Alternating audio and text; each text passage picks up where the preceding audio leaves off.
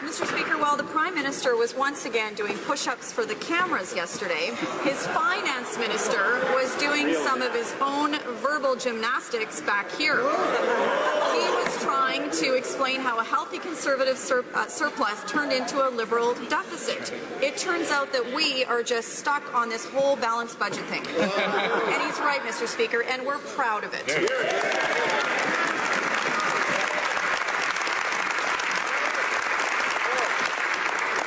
My question to the Prime Minister is simple. Is he actually ever planning to balance the budget? Prime Minister. I thank the member opposite for bringing up an opportunity for me to talk about the Invictus Games and the extraordinary work this government is doing to support veterans, to ensure that there is an opportunity for all Canadians to cheer on the extraordinary valor, courage and strength of Canadian veterans. But obviously, on the issue of economic growth, we made it very clear during the election campaign that we're going to be investing in communities, we're going to be putting more money in the pockets of the middle class and those working hard to join it, because fiscal responsibility and indeed balanced budgets are important. The Honourable Leader of the Opposition. Well, Mr. Speaker, we've all heard of March Madness. Here's what the Liberals did in March by their own budget numbers. They took the $7.5 billion surplus we left them, spent every dime of it, and then spent another $5 billion on top of that in 1 month. It's reckless, it's irresponsible, and every Canadian is going to have to pay it back. Does the Prime Minister understand that it's actually not his money to spend? It belongs to hard-working Canadians. Prime Minister.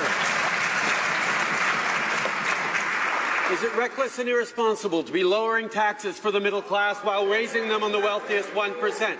Is it reckless and irresponsible to be giving a Canada Child benefit that's more generous to 9 out of 10 Canadian families by doing more for the families who need it and less for the families who don't?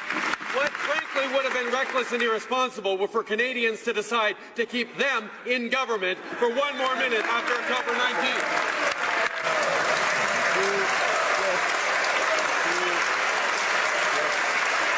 Honourable Leader of the Opposition. Right. Let's just skip to the push-ups. Mr. Speaker,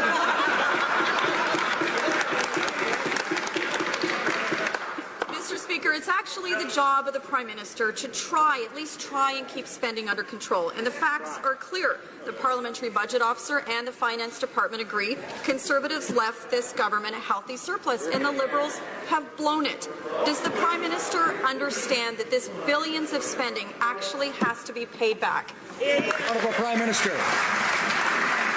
I'm pleased that the member opposite now has discovered what apparently she thinks the job of the Prime Minister is, because the previous Prime Minister added $160 billion to Canada's debt with very little to show for it. Indeed, for 10 years we had lower economic growth than Canadians needed to have. We had underinvestment in our infrastructure, in our communities, in public transit. That is why this government is committed to making the investments in our communities that Canadians so desperately need, that businesses so desperately need, and putting more money into the pockets of the middle class and those working hard to join it. That's the job of the